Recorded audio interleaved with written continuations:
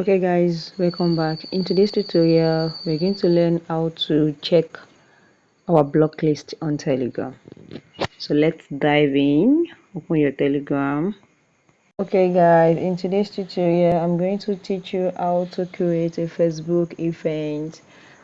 Dive in, open your Facebook. When you open your Facebook, click on this menu button here. When you click on this menu button here, you will see event. Click on event.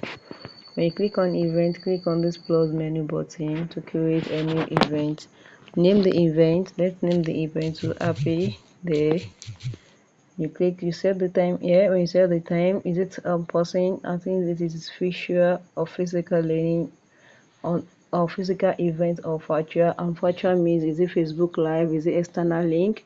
If it is Facebook live, click on Facebook live. If it is an external link, provide the link here. And if it is other, you can provide it here. But I'm going to click on Facebook live now. You click on done. Who can see it? You can set, you can see it. If it is private, which is only people who you are invited will be able to join the event, or public. So I'm going to click on public, which is anyone on or off Facebook will be able to see my event. You click on done.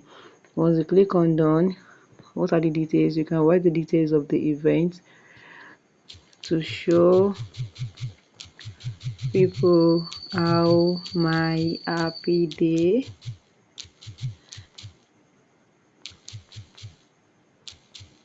is all about. You can see if you want to add a co-host, you can add. If you want to chat with guests, you on it. If you want to add additional settings, you can click in and you click on create event, and my event is creating now automatically. Alright, say your event has been created. Well done. So if you want to invite people, just click on invite. But I'm not going to invite any people here, so I'll just click on this star button, and my event is what it has been published. So this is how you do it. If you found this video helpful, click the like button, share and comment.